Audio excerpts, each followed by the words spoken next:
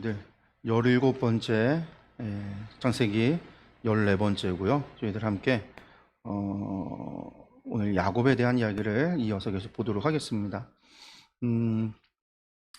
저희들이 거의 성경을 1시간 정도 하는데 2장씩 계속 보는 것 같아요. 그래서 창세기가 계속 길어지고 있는데 좀 말씀을 좀 오늘도 2장에 걸쳐서 29장, 30장에 걸쳐서 특별히 야곱의 가족에 대한 것들, 야곱의 자녀들 이야기들을 좀 자세히 한번 보도록 하겠습니다. 네, 말씀 보기 전에 우리 다시 한번 이제 저희들이 어디에 있는지 전체 보기 통해서 다시 한번 말씀드리면, 저희들이 창세기가 1장에서 50장까지 되어져 있죠. 그 가운데 5사건 5사람으로 되어져 있고, 그 원역사라고 이야기하는 5사건들 이후에 데라의 계보로 시작되어지는 이제 아브라함의 이야기가 12장부터 시작이 됐는데, 저희들이 이제 26장까지 봤고요. 그러니까 아브라함과 이삭의 이야기를 봤고, 27장부터 시작되는 야곱의 이야기를 이제 저희들이 지난 시간부터 저희들이 보고 있습니다. 그래서 오늘 2번째인데, 이 야곱의 이야기, 그러니까 이삭의 이야기 속에서, 이삭의 계보 속에서 이제 야곱의 이야기가 시작이 됐지만, 본격적으로 이제 야곱의 이야기가 시작이 되는 거는 이제 아버지 품을 떠나서 바다나람, 라반에 있는 외삼촌 라반의 집으로 가는 것에부터 시작이 되어졌습니다. 네. 보시면, 그래서 저희가 이제 지난 시간에 이 두 가지 27장, 28장을 봤죠. 그래서 이제 이삭이 야곱을 축복하고 야곱이 떠나게 돼요. 떠나는 목적은 한 가지예요. 이제 그 아내를 얻기 위해서 가는 거죠. 물론 에서가 야곱을 죽이려고 했었던 그 부분이 있어서 두려움에 이제 피하는 것도 있지만, 원래 계획은 지금 이때 야곱이 이삭에게 축복을 받을 때의 나이가 77세 정도가 되었거든요. 거의 나이가 많은 할아버지죠. 이때까지 장가를 가지 않았고, 에서는 그 가나안 여인을 아내로 받았는데, 그 아내를 맞은 그것 때문에 이삭의 집안에 어려움이 있었다라는 거였죠. 이 에서의 아내들이 아주 이제 우상숭배와 관련된 일들, 이삭의 말을 듣지 않고 포악하게 행했던 일들, 그런 것들을 우리가 성경에 자세하게 기록되어져 있지 않지만 히브리어 원어를 살펴보면 그런 의미들이 있다라는 걸 우리가 지난 시간에 봤어요. 그래서 이 야곱에게 축복을 해주고 라반에게 가서 이제 아내를 얻어라. 그러니까 하나님 믿는 사람을 아내로 얻어라, 그 이야기죠. 그래서 야곱이 떠나고 그 베델에서 이제 꿈에 하나님을 만나고, 하나님께서 야곱에게 안전하게 다시 돌아오게 하겠다라고 하는 약속을 주시죠. 그러니까 이삭에게 받은 축복이 중요한 게 아니라 야곱의 일생에서 중요한 건 하나님께 받은 약속이에요. 그러니까 베델의 약속이 정말 중요한 거예요. 그러니까 아브라함도 누가 축복해 줬느냐가 중요한 게 아니라 아브라함이 하나님 앞에 어떤 약속을 받았느냐, 이게 중요하잖아요. 이삭이 누구에게 하나님으로부터 어떠한 약속을 받았느냐, 그게 중요한 것처럼 야곱이 이삭에게 축복을 받았다가 아니라 야곱이 하나님 앞에 어떤 약속을 받았는가, 그래서 이 베델의 사건이 중요한 거예요. 야곱의 일생에서. 거기까지 저희들이 봤고, 이제 오늘 이제 야곱의 가족에 대한 이야기가 29장에서 31장까지 이어지는데요.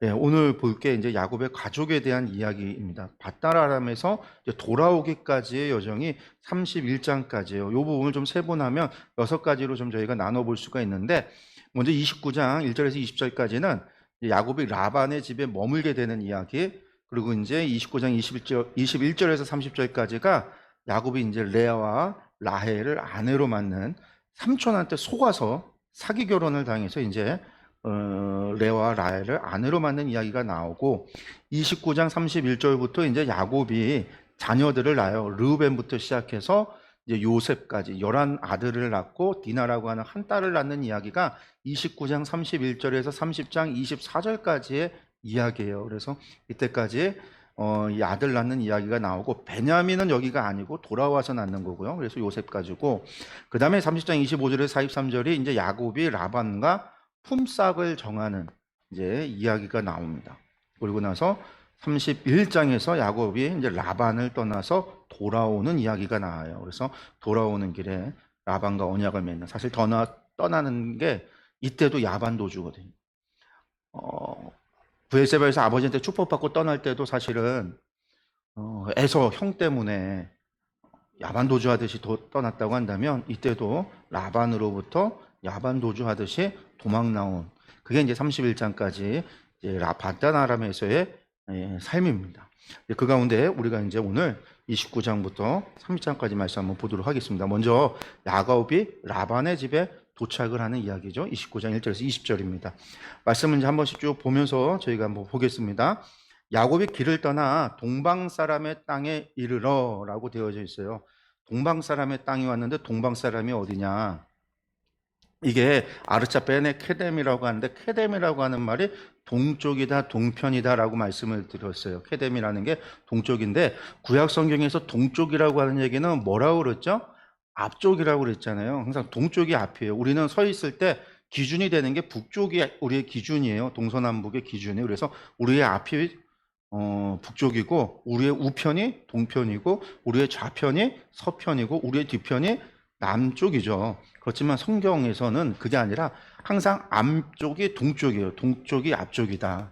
그래서 우리가 구약 성경, 우리가 이제 창세기 원역사의 이야기를 읽어 나갈 때는 항상 기준이, 이 기준이 서 있는 기준이 늘 달랐어요. 근데 초반부 이야기 속에서 기준은 어디가 기준이었냐면 에덴 동산이 기준이라고 그랬어요.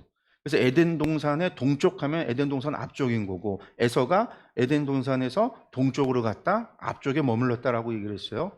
그렇게 말씀을 드린 게 바벨 사건까지 오는 가운데 시나이 평지 이야기까지 나올 때 동편 앞쪽이라는 얘기가 계속 나왔어요. 그 다음에 이제 창세기에서 이제 족장 시대로 내려오면 동편이라고 얘기할 때 기준이 뭐냐? 이땐 바뀌어요. 왜? 에덴 동산이 아니에요. 이젠 에덴 동산이 어디 있는지 몰라요. 그러니까 에덴 동산이 어디 있는지 모르니까 기준이 있어야 될 거 아니에요. 어디에 동쪽인지. 근데 우리 충주가 청주에서는 동쪽에 있지만 제천에서는 충주는 서쪽에 있는 거잖아요. 그것처럼 기준을 어디에 두느냐에 따라서 동서남북이 달라질 수 있는 거예요. 출애굽기에 이상 가면 성막이 세워지면 그때부터는 성막이 중심이에요. 성전이 중심이죠. 그래서 성전에서 동편과 성전에서 서편이 되는데, 이때는 성전이 없고 성막도 없을 때이기 때문에 기준이 그러면 어디냐라고 하는 거. 도대체 어디 사람이라는 게 동방이 어디라는 거냐? 라는 거예요. 우리가 이제 지도를 한번 보시면, 우리가 이제 보통 브엘세바, 이삭이 살던 곳, 베델이 야곱이 만난 곳이죠. 저 위에 하란이라고 하는 곳이 라반 외삼촌이 사는 곳입니다. 근데 여기에서 이삭, 이제 우리가 흔히 가나안 땅이라고 한다면 가나안 땅에서 동편, 동방하면 어디겠어요? 요단강 동쪽을 얘기하고 아라비아 사막을 이야기할 건데 그게 아니에요. 어디 기준이 요단강이 기준이 아니라 기준이 뭐냐면 이게 기준이에요. 이게 무슨 강이냐면 유프라데 강의 기준이에요. 그래서 유프라데 강 동쪽과 서편이에요. 이 유프라테스 강이 기준이고요. 여기 동편과 여기 서편으로 나눠지는 거예요. 이게 어디까지 이야기가 진행이 되냐면요. 구약성경 나중에 에스라서를 볼 때도요. 거기에 보면 강서편의 총독이라는 얘기가 나와요. 강서편 총독이 어디냐? 유브라데 강의 서편이라는 얘기예요. 근데 지금 보다시피 가운데 여기는 다 아라비아 사막이니까 사람이 못 살거든요. 이렇게 유프라테스 강 건너서 오면 서편이 아람이 있고 이스라엘이 있는 거예요.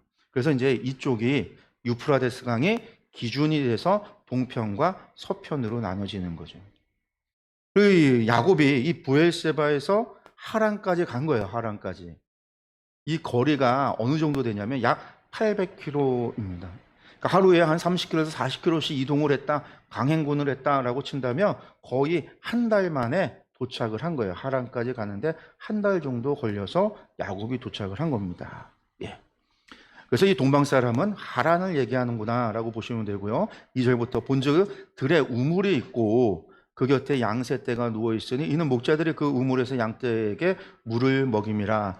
그런데 그 우물이 어떤 우물이냐면 우리가 그때 브엘세바 우물 봤을 때는 아주 이렇게 계단을 타고 이렇게 내려가서 저 깊이 막 100m, 200m 내려가서 물을 떠오르는 그런 우물을 봤는데, 여기는 그런 우물이 아니라 큰 돌로 우물에 덮개를 덮어놨다가, 왜 그럴까요? 뭐 흙먼지나 더러운 오물이 못 들어오게 돌멩이로 덮어놨다가 사람들 모든 때가 모이면, 주변에 모든 때가 모이고 사람들이 모이면 그 돌을 옮겨서 물을 먹었다는 거예요. 그러니까 아마 우물이 우리나라 우물처럼 이렇게 둥그렇게 해서 돌을 쌓고 이렇게 물을 이제 풀 수 있도록 그렇게 되어져 있는 우물이었던 것 같아요. 그러니까 지금 이스라엘하고 하란이라고 하는 게 800km, 완전 문화가 다를 수밖에 없어요.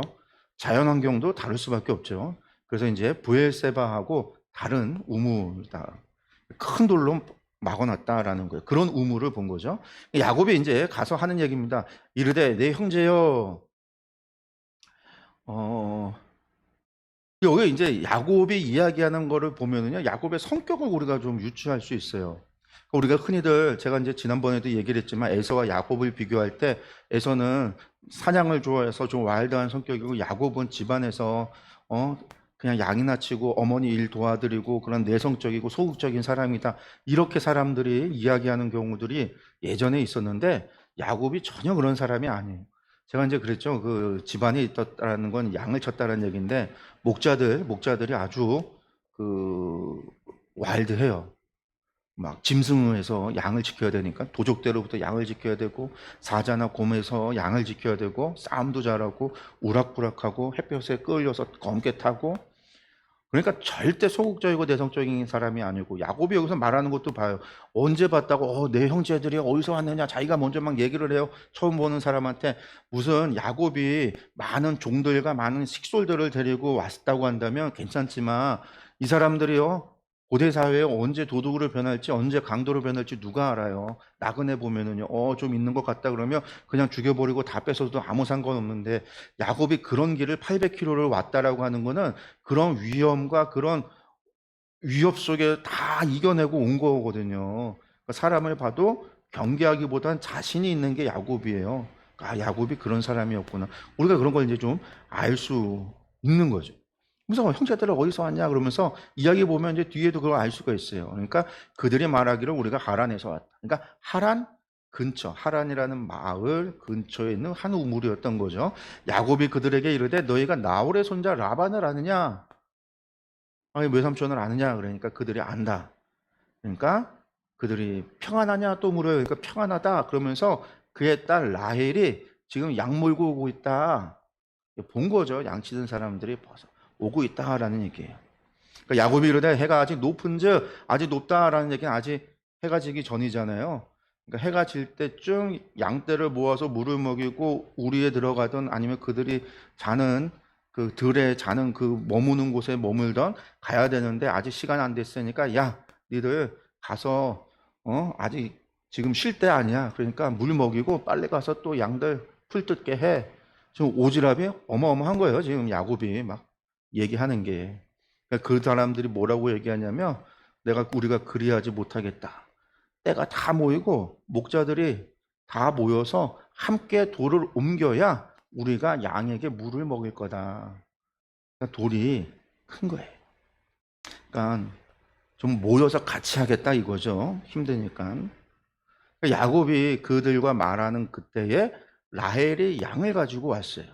10절에 보니까 야곱이 그의 삼촌 라반의 딸 라헬과 그의 외삼촌의 양을 보고 나아가 우물하기 위해서 돌을 옮기고 외삼촌 라반의 양떼에게 물을 먹이고 하는데 여기서 옮기고라고 하는 게 와야겔이라는 거예요. 와야겔. 이게 빼면 이 갈랄이라고 하는 옮기다에서 온 건데 재밌는 건 단수형이거든요. 그러니까 히브리어나 헬라어가 성도 있고 수가 있어요. 단수인지 복수인지. 그 얘기는 옮기고 되어져 있지만 요 의미는 뭐냐면 야곱이 혼자 옮기고라는 뜻이에요. 몇 명이 모여서 같이 돌을 옮겨서 물을 먹여야 될 정도로 큰 돌인데 야곱은 라헬이 오는 거 보자 자기가 가서 돌을 갖다가 혼자서 돌을 굴려 옮겼다라는 거예요. 그러니까 야곱이 그 정도 힘이 있으려면 야곱의 체격도 크고 힘도 세고 아 그렇구나라는 걸 우리가 알 수 있는 거죠. 야곱이라고 하는 사람이. 이게 어마어마한 힘이 있었던 것 같아요.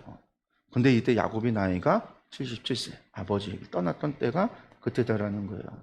예, 계속 볼까요? 그가 라헬에게 입맞추고 소리내어 울면서 라헬은 갑자기 이게 무슨 일인가 하죠. 어떤 나이 많은 할아버지가 라헬은 외삼촌 리브가의 아니 뭐라고 해야 되죠? 고모죠, 고모. 라반이 리브가 자매니까, 아니 남매니까 리브가가 고모죠.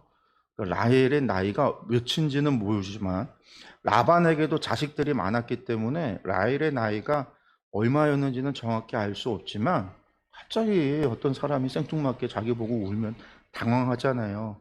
그러니까 이 야곱이 이제 그 라헬에게 막 얘기를 하는 거예요. 내가 당신 아버지 생질이고 리브가가 당신 고모 리브가가 내 엄마고 내가 아들이고 막 사정을 다 얘기를 하는 거예요. 그러니까 라헬이 그 이야기를 듣고 아버지에게 가서 알려. 라반이 그의 생질 야곱의 소식을 듣고는 달려와서 그를 영접하고 안고 입맞추면서 자기 집으로 인도하여 드렸다. 그리고 야곱이 자기의 모든 일을 라반에게 말했다라는 거죠. 정말 말했을까요? 라반은 어쩌면 기대하고 있었을지도 몰라요. 왜냐하면 근데 이삭이 리브가를 아내로 맞을 때 그 야브라함이 그 집안의 종을 보내서 리브가를 아내로 이제 이삭의 아내를 구해오도록 고향 땅으로 보내잖아요. 그때 이 종이 하나님께 기도하고 뭐 그래서 이제 리브가를 만나고 리브가를 아내로 이제 데리고 올 때 엄청난 양의 재물을 가져다가 주고 왔단 말이에요. 당시 고대 근동의 결혼의 풍습이 그래요. 남자와 여자가 결혼하기로 해서 남자가 이 여자에게 결혼하겠다 그러면은요, 그냥 아내로 데려올 수 있는 게 아니라 아내로 데려올 때 엄청난 재물을, 그러니까 한마디로 말해서 여자를 돈 주고 사오는 거예요. 값을 지불해야지만 아내를 얻을 수 있어요. 그러니까 이 집안에서는 한 명의 노동력이 사라지는 거기 때문에 딸을 갖다가 시집을 보낼 때는요, 항상 재물을 받고 딸을 시집을 보냈어요. 돈을 받고 보내는 거예요. 그게 이제 당시의 풍습이에요. 이게 신약 시대도 마찬가지예요. 그래서 결혼하기로 해서 약혼을 하면 약혼 후에 1년 가까이를 가서 일을 하고 집을 짓고 집을 만들고 아내 될 사람 처가의 집에 그 돈을 갖다가 다 지불하고 그리고 1년 뒤에 아내를 찾으러 가서 잔치를 벌이고 그 아내를 데리고 오는 게 결혼 풍습이거든요. 그래서 이제 우리 예수님 태어날 때도 마리아와 요셉의 이야기가 약혼을 하고 정혼을 한 거예요. 그러면 이미 법적으로는 결혼인 거죠. 그리고 이제 그 재물을 준비하기 위해서 1년간 이제 따로 떨어 살고 있었던 거고 1년 뒤에 이제 아내를 맞으러 가야 되는 건데 어쨌든 뭐 당시에 돈을 지불하고 하는 거예요. 그러니까 리브가 때 엄청난 재물을 받은 걸 알거든요. 라반이 자기 여동생 시집 가는 걸 봤으니까 야곱이 또 왔다고 그러니까 아브라함의 손자요, 아브라함의 아들 이삭의 아들 야곱이 왔다니까 어쩌면 기대하는 마음이 있었을지도 몰라요. 왜냐? 오늘 라반이라고 하는 사람이 아주 사기꾼이거든요. 아주 욕심 많고 세속적이고 사기꾼 같은 사람이에요. 저는 이제 그래서 막 뛰어왔었던 것 같아요. 근데 이제 야곱이 얘기하죠. 야곱의 얘기는 뭐죠? 자기가 개털인 거죠. 아무것도 없어요. 아버지한테 떠나올 때 무슨 많은 낙타를 두고 막 재물을 쌓아갖고 온 게 아니었단 말이에요. 그러니까 라반이 하는 말이 너는 참으로 내 형육이다 하고 집에 둬요. 야곱이 한 달 정도 이제 거주를 했는데 아무것도 개털이고 이제 뭐예요? 식객이란 말이에요. 라반이 두고 보질 않는 거예요. 15절 보면은요. 라반이 야곱에게 불러서 이제 얘기합니다. 내가 비록 내 생질이지만 어찌 그저 내 일을 하겠느냐? 어떻게 집에서 그냥 먹고 놀겠냐? 아니면 네가 그냥 막 일을 하는데도 생질이지만 내가 그거를 또 그냥 내버려 두면 그냥 부려먹기만 하면 또 동네 사람들이 나에게 손가락할 수도 있는데 너도 안 좋고 나도 안 좋고 한마디로 그거죠. 그러니까 너 여기서 머무는 동안에 품삯 계산해서 돈 확실히 계산해서 하자 이렇게 얘기를 한 거예요. 그때 야곱이 뭐라고 얘기했냐면요.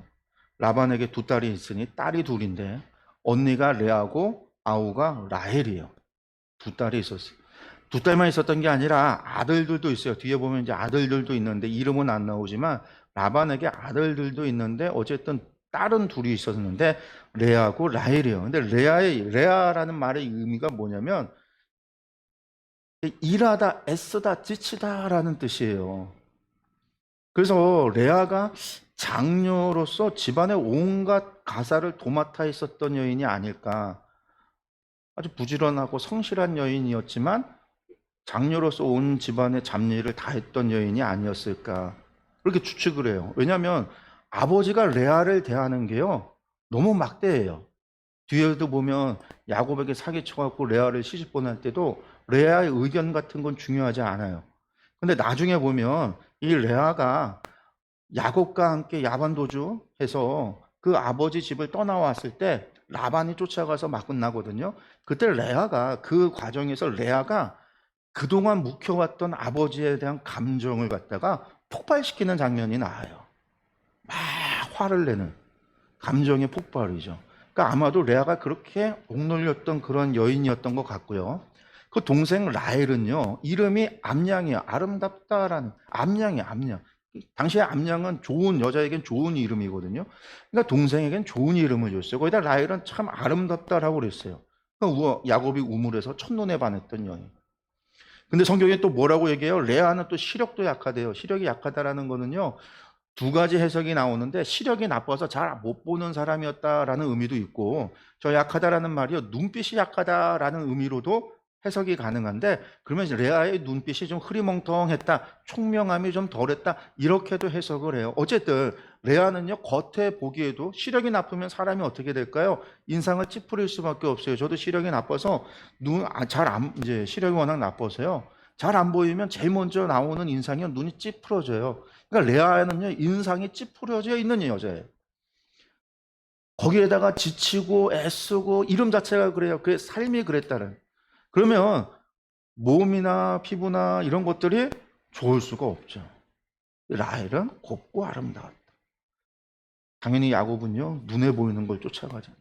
라헬을 더 사랑함으로 대답하되 내가 외삼촌의 작은 딸 라헬을 위해서 외삼촌에게 7년을 섬기겠다. 그러니까 아내로 없는 값을 내가 지불할 돈이 없으니까, 그리고 내가 여기서 외삼촌네 집에서 머무는 거 그냥 백수처럼 살아갈 수 없으니까 그 값을 내가 7년 동안 섬기는 것으로 계산합시다. 이렇게 얘기를 한 거예요. 야곱의 입장에서는요, 머리를 쓴 것 같아요. 왜? 한 7년 정도 되면 돌아가야지라는 생각이 있었을 거예요. 에서 형의 문제도 해결이 되지 않을까? 이제 아버지 집으로 좀 돌아가면 되지 않을까? 아내를 얻는다라는 목적을 가지고 7년을 계산할 때, 7년 정도면 충분히 여기서 라헬과 자식도 낳고, 그리고 라헬과 있다가 형의 화도 좀 누그러들고, 그러면 돌아가서 내가 아버지의 유산을 좀 받아야 되겠다. 아마 야곱은 그런 생각도 그런 계산도 했을 거예요. 충분히 그런 사람이니까요.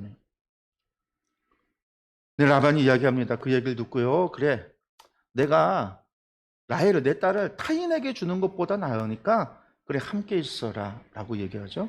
그래서 야곱이 라헬을 위해서 7년 동안 라반을 섬겼으나 그를 사랑하는 까닭에 7년을 며칠같이 여겼더라. 옛날 개역 한글에서는 7년을 수일같이 여겼더라, 이렇게 표현이 되어 있어요. 그래서 7년은 수일같이. 들어보셨을 거예요. 그래요. 왜요? 사랑하니까. 성경에서 사랑하니까. 하나님께서 천년이 하루 같고 하루가 천년 같다, 천년을 하루 같다 여기는 거는요, 하나님께서 우리를 사랑하시기 때문에. 그 모든 것도요, 능히 그렇게 이겨낼 수 있다는 거죠. 야곱이 라헬을 사랑해서. 예. 그래서 이제 7년의 세월이 지났습니다. 그래서 29장 21절에서 이제 라헬을 아내로 맞아야 돼요. 7년이 됐어요. 근데 라헬을 아내로 맞아야 되는데 제목은 뭐라고 되어 있어요? 레아와 라헬, 언니와 여동생을 다 아내로 맞았다. 우리가 아는 이야기지만 왜 그렇게 그런 일이 벌어졌는가? 말씀 계속 볼까요? 야곱이 라반에게 이르되 내 기한이 잤으니 7년 된 겁니다. 77, 77살에 아버지를 떠났어요. 이제 7년이 지났어요. 그럼 몇 살이 된 거죠? 84살이 된 거죠. 한 84 정도 됐어요. 이제 7년이 돼서 기한이 찼으니 내 아내를 내게 주소서. 아까 제가 그랬죠. 약혼, 정혼을 하고 1년 정도 갔다가 돈을 지불하고 아내 맞을 준비를 해서 아내를 데려간다고요. 야곱은요, 7년이라고 하는 기간을 아내의 값을 지불하기로 한 거예요. 그러니까 이미 7년 전에 라헬은 야곱에게 약혼녀가 된 거고 정혼녀가 된 거예요. 그래서 아내라고 표현을 하는 거죠. 기한이 찼으니 7년이 됐으니까 내 아내 주소서. 그러니까 라반이 알았다라고 해서는요, 사람들을 모아서, 동네 사람들 모여서 잔치를 벌이는데, 저녁에 어떻게 했냐면요, 밤에 그의 딸 레아를 야곱에게로 데려가요. 어떻게 했냐면 신부 방에 레아를 넣어놓고 야곱이 그에게로 들어갔다. 라반이 또 그의 여종 실바를, 그러니까 레아의 여종이 실바가 있었는데 그 실바를 레아에게 시녀로 주었더라. 당시에 이제 우리나라도 그렇지만 시집갈 때 여종을 딸려가듯이 줬다라는 건데, 근데 23절 데려갔다라는 말이요, 와야베라고 하는데, 이 와이크라는 거를 직역을 하면 그리고 그가 잡았다. 그러니까 라반이 레아를 잡고 끌고 가서, 그리고 와야베 직역하면 그리고 그가 가게 했다. 능동, 사역 능동. 그러니까 레아가 원하지 않는데 라반이 억지로 강제로 붙잡아서 그 텐트에 집어넣고 야곱이 들어가도록 했다라는 거예요. 라반이 주도적으로, 레아가 원치 않는 상황 속에서도 라반이 그렇게 했다라는 거예요. 레아는 아버지가 억지로 하기 때문에 어쩔 수 없이 끌려가서 그렇게 됐다. 라반이 그렇게 했다. 라반이 왜 그랬을까요? 그 뒤에 또 나옵니다. 야곱이 아침에 보니까 레아라. 깜짝 놀라서 해가 뜨고 나서 보니까 레아예요. 라반에게 이르되 외삼촌이 어찌하여 내게 이같이 행하셨나이까? 내가 라헬을 위해서 외삼촌을 섬기지 아니하였나이까? 내가 7년 동안 라헬을 위해서 한 건데 외삼촌이 나를 속임이 어찌 됨입니까? 라반이 뭐라고 얘기합니까? 언니보다 아우 먼저 주는 것은 우리 지방에서 하지 아니하는 바다. 이건 무슨 말 같지도 않는 얘기예요. 핑계도 이런 핑계, 모든 사람들을 다 웃을 넘길 그런 핑계, 이런 풍습이 어디 있어요? 없어요. 거짓 핑계를 대는 거죠. 그러면서 이를 위해서 7일을 채우라. 7일 채우라는 게 뭐냐면요, 결혼 풍습이 7일 동안 잔치를 벌이는 거예요. 7일 잔치를 거부하고 잔치를 파전시켜 버리면은 그 결혼이 무효가 돼요. 그러니까 라반이 무조건 7일 채워라. 그래야 결혼이 유효하기 때문에. 그리고 7일 채우면 라헬도 내가 줄게. 그 대신에 너는 라헬을 위해서 아내 둘을 얻는 거니까 7년을 또 섬겨라. 그럼 공짜 노동력을, 야곱의 노동력을요, 7년을 더 부리려고 라반이 뭐 한 거예요? 수를 쓴 거죠. 사기 결혼을 시킨 거예요.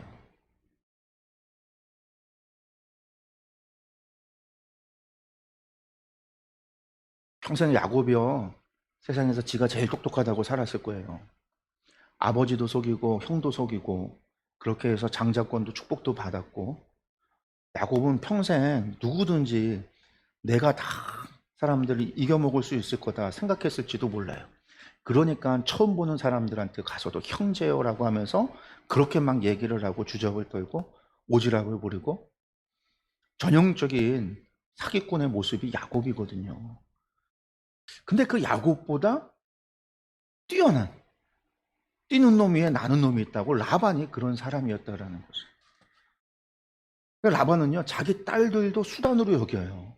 딸을 사랑하고 딸을 존경해 여기고 인격적으로 대함이 없어요. 그러니까 레아를, 말 같지도 않은 야곱이 라헬을 사랑해서 그랬다는 거, 7년을 그랬다는 걸 알고 있고, 그 지난 7년 동안 정혼이었잖아요. 약혼, 이미 공식적인 결혼 관계, 부부 관계, 아직 부부가 되진 않았지만 모두가 다 알고 있는 그런 상황 속에서 그 레아를 말 같지도 않은 거예요.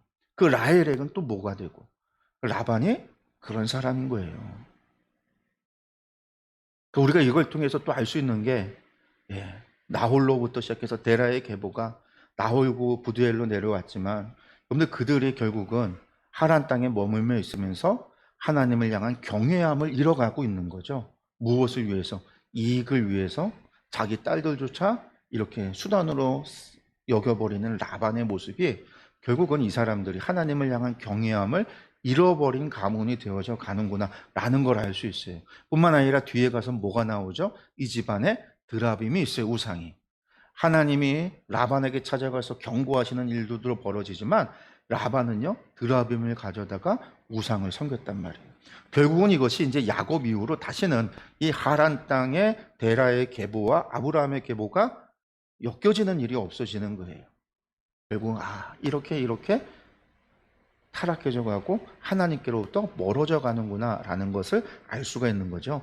7년을 섬겨라. 그래서 야곱이 어떻게 해요? 어쩔 수 없어요. 라헬을 사랑하니까 결국은 야곱이 그대로 해서 그 7일 잔치를 하고, 잔치가 끝나니까 라헬을 아내로 선입견하는 거죠. 한마디로 선결제 하듯이 라헬을 아내로 줘요. 그리고 아내 맞았으니까 너 7년 동안 일해, 이렇게 된 거죠. 이때 라헬이 시집갈 때에 여종 비라가 같이 갑니다. 그리고 나서 7년 동안 라반을 섬겨요. 근데 야곱이 누구를 사랑했다고요? 라헬을. 당연히 레아보다 라헬을 더 사랑하죠. 레아는요, 찬밥 심새가 돼요. 시집가기 전에 집안에서 찬밥 심새 온갖 굳은 일을 다 해야 됐던 여인이 이젠 결혼하고 나서도 남편의 사랑을 받지 못하는 그런 여자가 되어버린 거예요. 그 다음에 이제 29장 31절부터 이제 이 야곱의 자녀들이 태어나기 시작을 합니다. 야곱의 자녀들이 태어나는데 여호와께서 이 말씀에서 기도와 고백, 하나님의 판단, 하나님께서 행하시는 일들을 우리가 염두에 보면서 좀 봐야 돼요. 예, 여호와께서 레아가 사랑받지 못함을 보시고 하나님이 보신 거죠. 레아를. 레아가 야곱에게 사랑받지 못하는 걸 봤어요. 그래서 뭐 했어요? 불쌍히 여기시고 긍휼히 여기셔서 자비를 베푸는 거예요. 그의 태를 여셨으나 라헬은 자녀가 없었더라. 라헬. 레아에게는 태를 여셔서 자녀를 줬지만 라헬은 자녀가 없었다. 그 얘기는 뭐죠? 하나님이 라헬의 태는 닫으셨다라는 겁니다. 네, 레아가 자녀를 낳습니다. 첫 번째 아들을 낳는데 루벤이에요. 그러면서 뭐라고 고백을 하냐면 여호와께서 나의 괴로움을 돌보셨으니 그가 남편한테 소박받는 삶이 괴로운 삶이었다라는 거죠. 그 이전에 그 아버지 밑에서의 삶도 괴로움이었는데 남편의 밑에서도의 삶도 괴로움인데 그런 나를 하나님께서 돌보셨다라는 거예요. 그리고선 소망하는 거죠. 아들을 낳았으니까 내 남편이 나를 사랑하리로다. 간절한 소망인 거예요. 남편의 사랑을 바라는. 33절에 그가 다시 임신해서 아들을 낳고 이르되 여호와께서 내가 사랑받지 못함을 들으셨으므로 야곱이 사랑해 주질 않은 거죠. 계속 그런 소리를 들으셨으므로 내게 아들을 또 아들을 주셨어요. 이름을 시몬이라 하겠다. 레우벤인데 이 이름이 뭐냐면 보다 이런 뜻이에요. 아들이다, 보라 아들이다 라는 이름이 뜻이고 시몬이라고 하는 거는요 듣다라고 하는 쉐마에서 나온 말이에요. 하나님께서 들으셨다라는 거예요. 시몬이라는 말이 의미가 되게 좋죠. 그 다음에 이제 34절에 근데 레아가 또 임신을 했어요. 세 번째 아들을 낳으니까 새 아들을 낳았으니 이제 남편이 나와 연합할 거다. 소망이야. 아들 셋 낳았으니까 라헬은 아들 전혀 못 낳으니까 이제는 남편이 나에게 정착하고 나와 함께 하겠지. 이런 마음이 있는 거죠. 기대함이. 그래서 이름을 레위다. 연합이다라고 지었어요. 그리고 나서 넷째 아들을 또 낳았는데 유다를 낳은 거죠. 하나님께 여호와를 찬송하리로다. 히브리어로 예후다예요. 예후다. 하나님을 찬송하리로다. 라헬이 그걸 보니까 라헬이 뭐예요? 자기가 야곱에게서 아들을 낳지 못함을 보고 그의 언니를 어떻게 해요? 시기해서 야곱에게 말합니다. 내게 자식 낳게 하라. 그렇지 않으면 내가 죽겠노라. 라헬이 그냥 이제 야곱을 협박을 해요. 그런데 라헬이라고 하는 여자가 성경을 보면은요 현모양처는 아니에요. 레아는 참 신앙이 좋았어요. 그러니까 레아가 지금 하나님 앞에 기도하고 자식을 낳을 때마다 나오는 고백은 전부 다 여호와 하나님과 관련된 고백들이 나오죠. 이후의 삶도 보면 레아의 삶에 특별한 이야기가 없어요. 근데 라헬은요 부정적인 이야기들이 많이 나와요. 여기서 야곱을 협박을 하죠. 그래서 뭘 해요? 내가 임신 못하니까 내 종에게 들어가서 임신하라. 이런 잘못된 선택을 하는 여자가 라헬이에요. 나중에 아버지 라반 집을 떠나올 때 뭘 갖고 훔쳐갖고 나오냐면 그 드라빔 우상 훔쳐갖고 나온 여자가 라헬이에요. 그래서 나중에 죽을 때 레아만 어디에 가서 묻히냐면 막벨라 굴의 장사가 돼요. 아브라함과 사레와 이삭과 리브가가 묻혀있는 막벨라. 나중에 야곱도 막벨라의 장사 지내잖아요. 레아만이 막벨라의 장사돼요. 라헬은 거기에 묻히지 않아요. 이스라엘의 역사에서 조상의 묘에 묻힌다는 게 조상의 품으로 돌아간다는 구원의 의미가 있다라고 한다면 결국은 레아가 야곱에 함께 묻히고 그렇게 함께 조상의 품으로 돌아갔다라고 우리가 생각할 수 있는 거죠. 예, 이 라헬이라는 여자가 그래요. 이제 지금 막 죽이겠다, 나 죽겠다라고 지금 협박을 해요. 그러니까 야곱이 라헬에게 성을 내어 이르되 그대를 임신하지 못하게 하시는 이는 하나님이시니 내가 하나님 대신하겠냐. 나에게 말해서 뭘 하냐라는 거죠. 사실 이렇다라고 한다면 라헬이나 야곱이고 하나님 앞에 기도하는 이야기가 나와야 되지만 그런 이야기가 없어요. 하나님께서 하셨다라는 걸 알지만 성경에 그런 이야기가 없어요. 라헬은 야곱을 들들 볶고 있어요. 그러니까 라헬이 그러면 내 여종 빌하에게 들어가라. 그래서 빌하가 낳는 아들을 내가 양자로 삼아서 내 자식으로 하겠다라는 이야기예요. 그로 말미암아 자식을 내가 얻겠다. 양자로 삼겠다라는 얘기. 그래서 빌하를 남편에게 주면 야곱이 그에게 들어갑니다. 그래서 빌하가 임신을 해요. 그러니까 라헬이 기도를 해요. 고백을 노래를 해요. 하나님이 내 억울함을 푸시려고 내 호소를 들으사 내게 아들을 주셨다. 빌하가 낳은 아들이지 지가 낳은 아들인가요? 그런데 내게 주셨다. 그래서 이름을 단이라고 지어요. 단이라고 하는데 정당성을 입증했다, 판단하다라는 거예요. 심판의 뜻이에요. 그러니까 하나님이 나의 억울함을 판단하셨다라는 거예요. 억울하긴 뭐가 그렇게 억울하다고. 하나님께서 하신 일인데. 그리고 나서 또 빌하가 두 번째 임신을 또 했어요. 그러니까 라헬이 뭐라고 하냐면 내가 언니와 크게 경쟁해서 이겼다. 아니 도대체 언니와 무슨 경쟁의 대상이고 자식 낳는 게 경쟁의 대상이에요?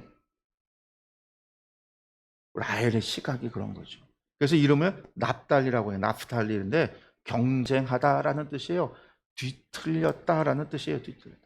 크게 경쟁하여 아주 극심하게 뒤틀린 감정, 질투로 인해서 아주 왜곡된 감정으로 싸웠다. 이름이 그런 이름이에요. 내가 질투로 왜곡해서 싸워 이겼다. 그런 이름을 납달리 애 이름에다가 그런 이름을 준 거예요. 그러니까 그 다음에 어떻게 해요? 레아가 자기 출산이 멈춘 걸 보고 이제 안 되나라는 생각을 들고서 레아가 그러니까 이제 자기도 시녀 실바를 야곱에게 줘요. 여기서 보면 야곱이 참 그래요. 전혀 신앙인의 모습이 없죠. 예. 실바를 주니까 실바가 아들을 낳아요. 그러니까 레아가 뭐라고 이름 줬냐면 복되도다, 가드, 행운이라는 뜻이에요. 복되다. 또 둘째 아들을 또 줘요. 그러니까 또 기쁘다 해서 이름을 아쉐르라고 이름을 줘요. 기쁘다, 행복하다라는 거예요. 근데 여기서 끝나질 않습니다. 또 보니까 14절 보니까 무슨 일이 벌어지냐면 밀 거둘 때라는 건 맥추절이 되어졌을 때라는 얘기니까 여름이거든요. 여름이 되어졌을 때 우리 때로 치면 5, 6월이니까요. 한 6월쯤 되니까 루벤이 들에 가서 합 한 채를 얻어 그의 어머니 레아에게 드렸더니 라헬이 레아에게 이르되 언니의 아들의 합 한 채를 청구하노라. 뺏는 거죠. 청구한다. 뭔 청구? 자기가 무슨 이거에 대한 권리가 있다고? 청구하노라 그러면서 레아가 그에게 이르되 내가 내 남편 빼앗은 것은 작은 일이냐? 그런데 내가 내 아들의 합한 채도 빼앗고자 하느냐? 라헬이 이르되 그러면 언니의 아들의 합한 채 대신에 오늘 밤에 내 남편이 언니와 동침하리. 지 남편 이제 동침하는 것까지 라헬이 다 관여하는 거죠. 그런데 이 합한 채가 두다임이라고 하는 건데요. 합한 채가 이렇게 생겼어요.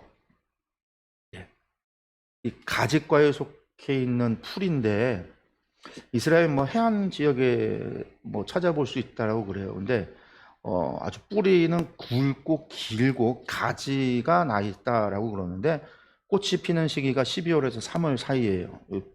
파내기려면 뿌리가 깊게 들어가 있어서 이스라엘에게서 민간요법으로 전해올 때 이 합한채가 뭐냐면 통증을 완화하고 뱀이나 이제 전갈에게 물렸을 때 상처를 이제 치료할 수 있다. 이렇게 이제 여겼고요.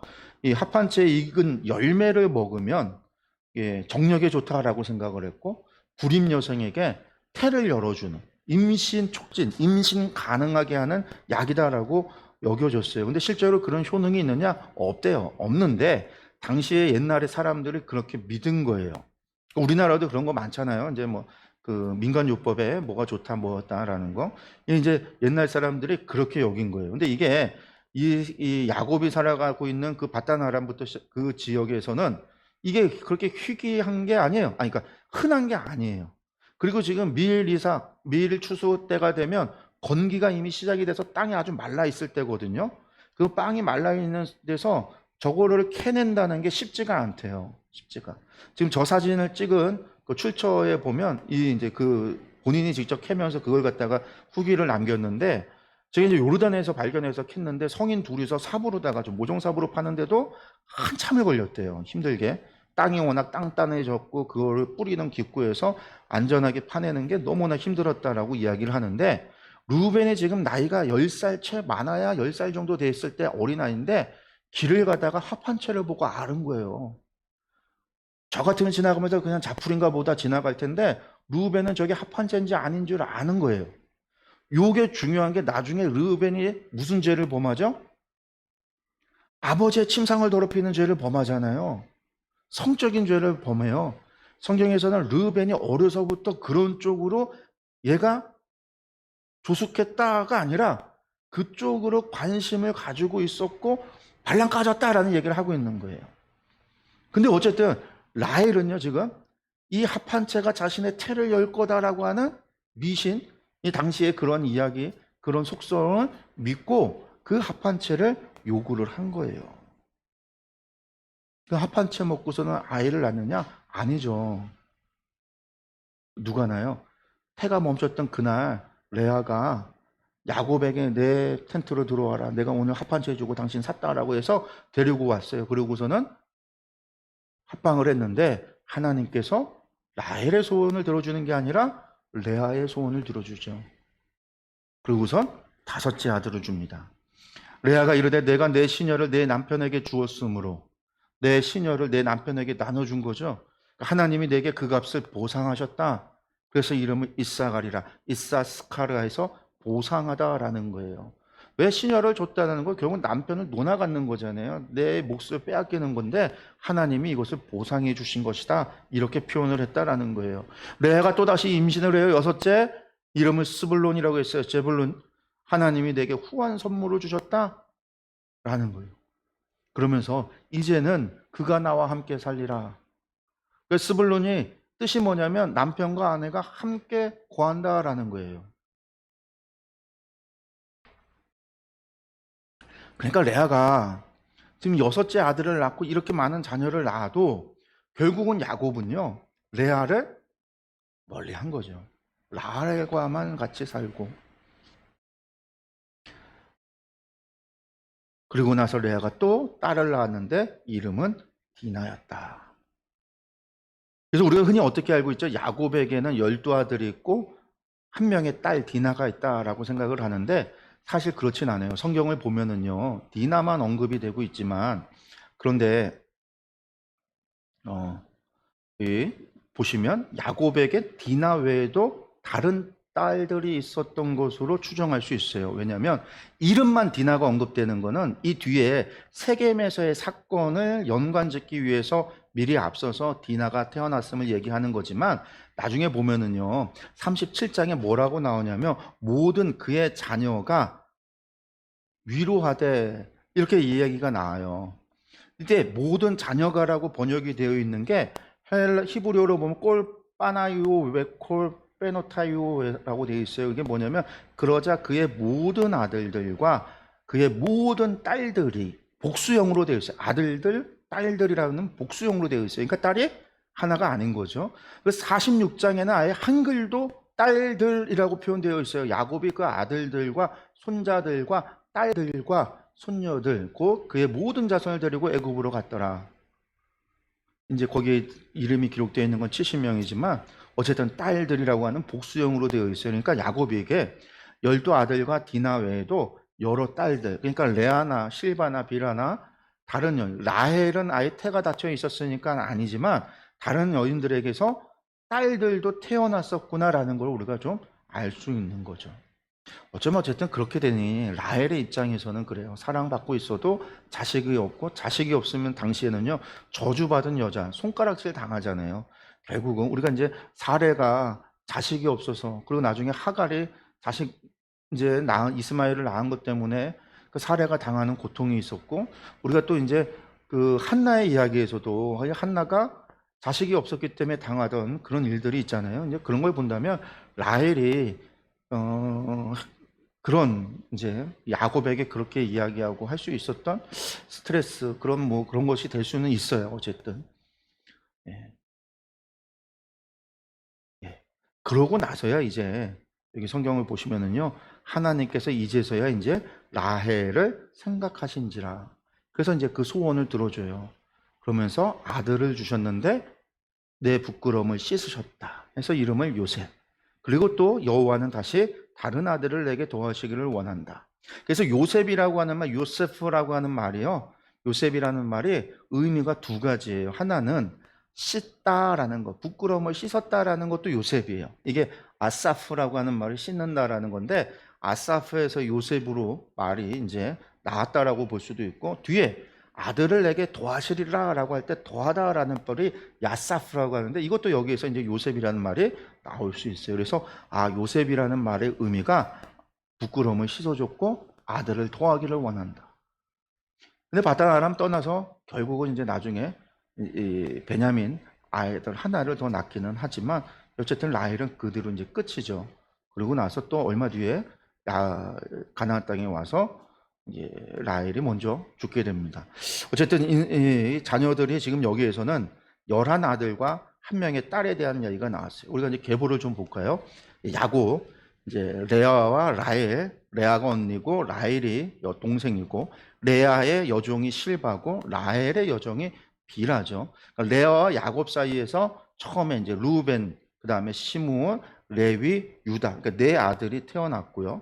그 다음에 이제 빌하에게서 단과 납달리가 태어났고, 그 다음에 실바에서 갓과 아셀이 태어났고, 그리고 나서 이제 레아에게서 다시금 이사갈과 스불론이 태어나고 디나가 태어났고, 마지막으로 이제 야곱과 라헬 사이에서 요셉과 베냐민이 태어납니다. 그래서 보면 레아에게서 절대 많은 자녀들이 태어난 거죠. 루벤, 시므온, 레위, 유다, 이사갈, 스불론 이렇게 태어났다라는 거 보시면 되겠고, 우리가 이제 이걸 보면서 다시 한번 이 12아들들에 대한 아들들을 낳은 후에 고백, 기도를 다시 한번 보면은요, 우리가 이제 이걸 다 한꺼번에 놓고 본다면 조금 이 레아와 라헬, 비라와 실바 같은 경우는 아무 고백이 없고 전부 다 레아와 라헬이 하는데, 레아와 라헬의 신앙을 볼 수가 있는 거예요. 보면 르우벤, 여호와께서 나의 괴로움을 돌보셨으니 이제는 내 남편이 나를 사랑하리로다. 시므온을 낳고 여호와께서는 내가 사랑받지 못함을 들으셨으므로 내게 이 아들도 주셨도다. 레위, 내가 그에게 새 아들을 낳았으니 내 남편이 지금부터 나와 연합하리로다. 유다, 내가 이제는 여호와를 찬송하리로다. 레아의 고백들을 보면은요, 한결같아요. 여호와 하나님을 향한 신앙과 남편의 사랑을 바라고 있는 마음이죠. 그 다음에 단과 납달리, 이거는 라헬의 기도죠. 단을 낳고 하나님이 내 억울함을 푸시려고 내 호소를 들으사 내게 아들을 주셨다. 여기서 하나님에 대한 고백이 나와요. 납달리, 내가 언니와 크게 경쟁하여 이겼다. 좀 이기적인 그런 것들이 나오죠. 가스이 태어납니다. 복되다. 아셀, 기쁘도다. 모든 딸들이 나를 기쁜 자라 하리로다. 이거는 레아의 이야기입니다. 이사갈, 그 다음에 스불론, 내가 내 시녀를 내 남편에게 주었으므로 하나님이 내게 그 값을 주셨다. 하나님이 내게 후한 선물을 주시도다. 내가 남편에게 6아들을 낳았으니 이제는 그가 나와 함께 살리라. 그 라헬의 기도 고백 속에는요, 항상 하나님과 자신에 대한 이야기, 남편의 사랑에 대한, 하나님과 남편의 사랑을 갈망하는 이것이 레아에게서는 계속 나오고요. 라헬에게서는 그런 게 없어요. 절대적인 자신의 이기적인 것이 나와요. 언니와 경쟁해서 이겼고 내 억울함을 호소해서 이겼고, 그런 이야기잖아요. 마지막 요셉을 낳고 뭐라고 해요? 하나님께서 내 부끄러움을 씻으셨다. 자신의 부끄러움이래요. 근데 그것뿐만 아니죠. 나중에도요, 나에게 다시 아들 더 하시기를 원한다. 하나님이 내게 아들 더 주셔야 됩니다. 마치 그렇게 고백하는 거예요. 그 라헬이라는 여자의 우리가 신앙이, 이 여자가 좀 성품도 그렇게 좋지 않고, 어쩌면 자식 없는 것 때문에 성품이 왜곡되어졌을 수도 있겠지만, 정말 좀 그런 라헬의 모습에서 우리가 그런 모습들을 발견하고, 어쩌면 그것이 라헬이 막벨라에 장사 지내지 못하는, 유고를 그곳에 함께 모셔두지 않는, 왜냐면 광야에서 이스라엘 사람들이요, 광야에서 죽으면은요, 하루 안에 가족묘에 넣어야 돼요.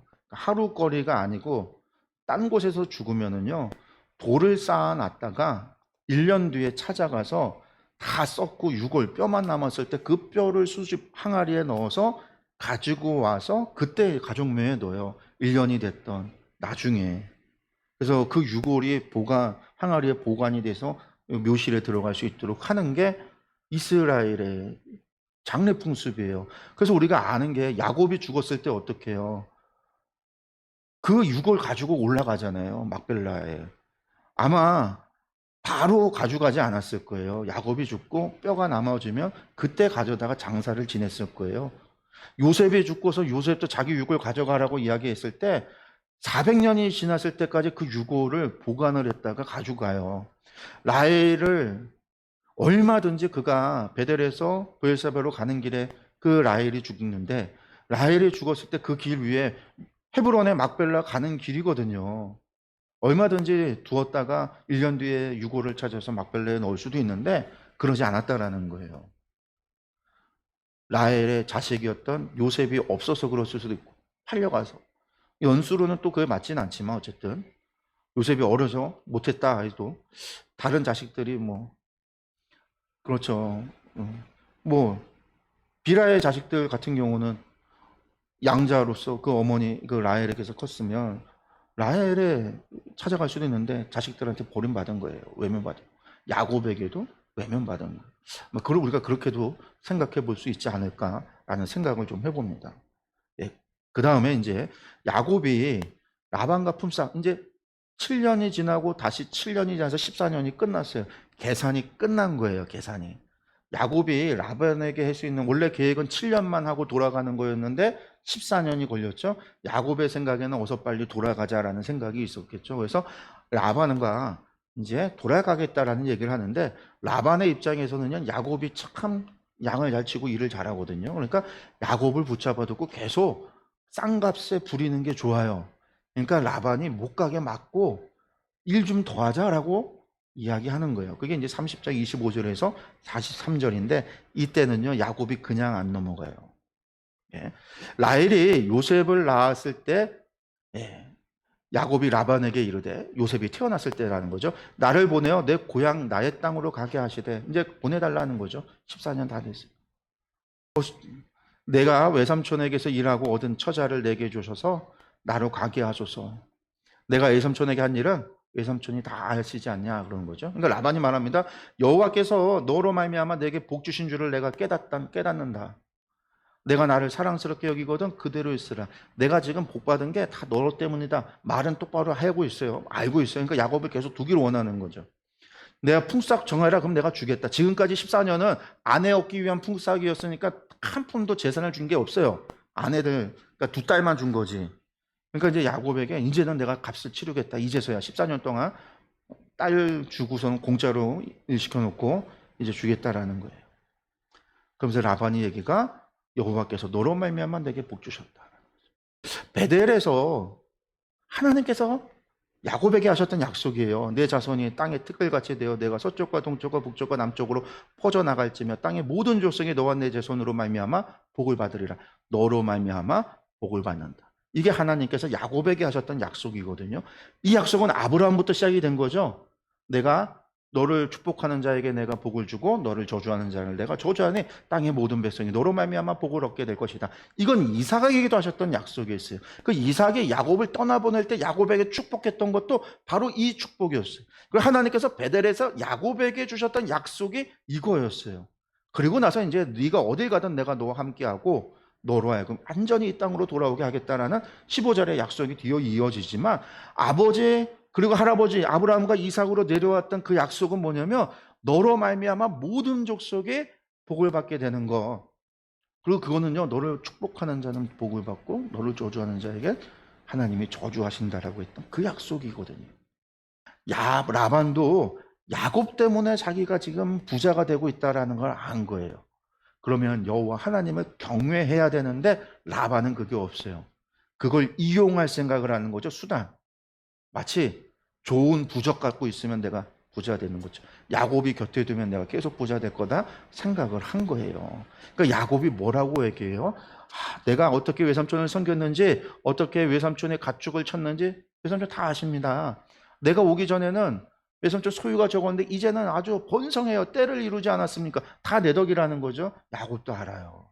그러니까 이거 보통 값으로 치부해서는, 보통 품삯으로는 안 됩니다. 그 얘기를 하고 있는 거예요. 이 의미에는. 그래서 내 발이 이르는 곳마다 하나님께서 외삼촌에게 복을 줬다.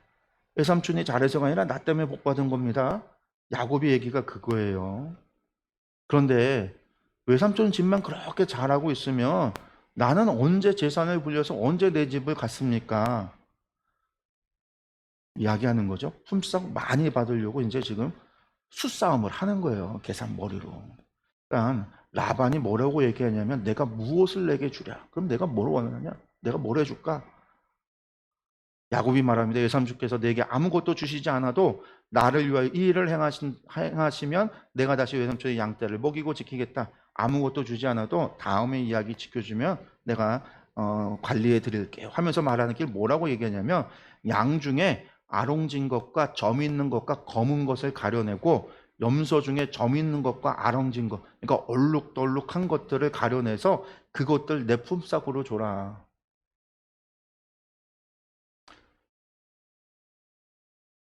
이게 무슨 얘기인 것 같아요? 아롱진 것과 점 있는 것과 검은 것. 32절에 나오는 것. 이 양과 염소, 양에게는 아롱진 것, 점 있는 것, 검은 것. 염소에는 아롱진 것과 점 있는 것. 이렇게 얘기를 했거든요. 근데 이것들은 변종이에요. 원래 양은 털이 휘어야 되고 염소는 검어야 돼요. 그게 이스라엘의 양이고 염소예요. 아람, 시리아의 양이고 염소예요. 그건 지금 이 얘기하고 있는 거는 열성에 속한 거예요. 그러니까 동물 가운데 열성이 태어날 확률은 우성보다 훨씬 적은 거죠. 야곱이 그런데 확률상으로 희박한 것을 자신의 몫으로 요구하고 있거든요. 근데 머릿속에 계산이 다 있어요. 내가 아롱진 것, 점 있는 것, 검 있는 것으로 태어나게 할 방법이 나에게 있어. 삼촌은 모르지만 나는 알고 있는 게 있어. 그래서 태어나는 걸 다 그렇게 태어나게 해서 내가 다 재산을 쌓아야지라고 하는 야곱의 음흉한 계산이 있는 거고, 라반의 입장에서는요, 태어나는 것 중에서 아주 일부만 아롱진 것, 점 있는 거, 검은 거예요. 열성들. 그러니까 그 정도 주는 거는, 그리고 걔들은 또 별로 안 좋아. 걔들을 주는 거는 아무 상관없어. 라반도 머리에 계산을 해서 이 야곱도 이 라반을 안심시키고 그 재산을 뺏어올 생각을 한 거고, 라반의 계산에도 이건 충분히 내가 남고 이익이야, 야곱을 통해서 받을 복에 비하면 아무것도 아니야 라고 하는 생각을 갖는 거예요. 그런데 요 뒤에 나오는 야곱이 그래서 이 아롱진 것과 점 있는 것과 검은 것을 만들어내는 방법이요, 어떤 방법이에요? 전혀 과학적 근거가 없는 거예요. 미신도 아닌 그런 방법을 가지고 야곱이 하는 거예요. 한마디로 오늘 우리가 지금 얘기한다면 잘못 알고 있는 지식에 자기가 머리를 써서 라반 삼촌을 속인다라고 생각하면서 자기도 함정에 빠져 있는 거예요. 그런 야곱이. 볼까요? 후일에 외삼촌께서 오셔서 내 품삯을 조사하실 때 내가 누구나 알 수 있잖아요. 아롱진 것, 점 있는 것, 검은 것, 희고 검은 건 다 삼촌 거고, 예, 할 수 있잖아요. 그러니까 도둑질하지 않고 충분히 나눌 수 있으니까 그렇게 합시다. 그러니까 라반이 그렇게 하자, 내 말대로 하자라고 했어요. 그리고 그날부터 그날에 어떻게 하냐면요, 얼룩진 거, 점 있는 거 다 가렸어요. 가려서 야곱에게 주고, 우성들, 깨끗하고 좋은 것들, 희고 검고 한 것들, 그것들은 그냥 라반이 자기 아들들에게 맡겨요. 그리고 이게 뒤섞일까봐 어떻게 해요?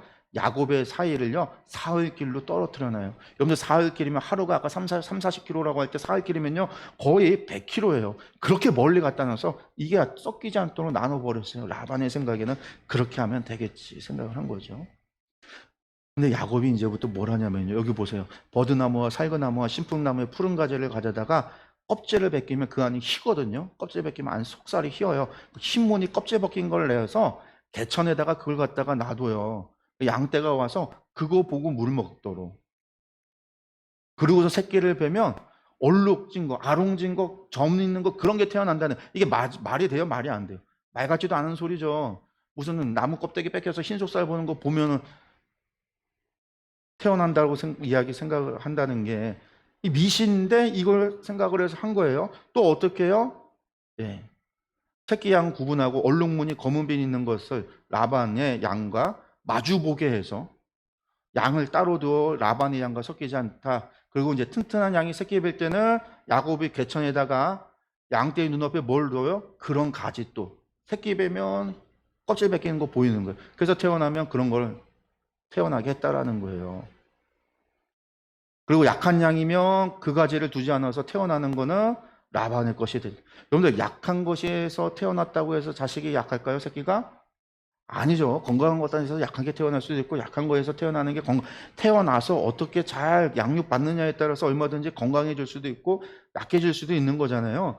전혀 과학적이지 않아요. 비과학적인 얘기예요.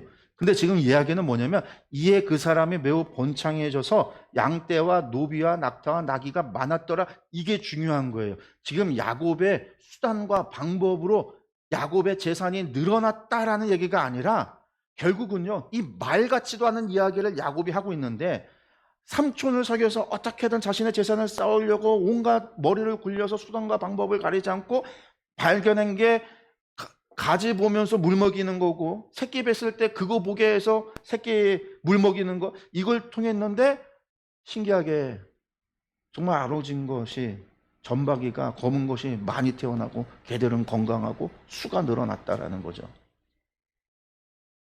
열성인 자가 우성을 뛰어넘을 수 없는데 열성이 우성을 더 많이 뛰어넘는 일이 발생했더라. 그럼 이거는 뭐죠? 기적인 거죠. 사람의 영역이 아니라 하나님께서 야곱에게 복을 주신 거예요. 야곱이 지금 사실은 그가 정직하지도 못하고 올바르지 못해요. 그렇지만 야곱보다 더한 라반 외삼촌 밑에서 야곱이 고생하고 있는 그 야곱을 하나님께서 베델에서 약속하셨던 것 그대로 그가 어디로 가든 하나님께서 지켜 보호하시고 그에게 복을 주시겠다는 약속, 하나님께서 지금 그것을 지키고 계시는 거예요. 야곱의 인생은 지금 그런 인생이 계속 살아왔지만 라반의 집안에 와서 14년이 지나고 지금 몇 년이 지났지만 그 기간 동안에 계속해서 야곱이 그런 삶을 살아왔지만 하나님께서는요, 그 야곱에게 당신께서 약속하셨던 그 약속을 성실히 지켜가고 계신 거예요. 그래서 그를 다시 아버지 땅으로 돌아올 수 있도록 하나님의 자비하심인 거죠.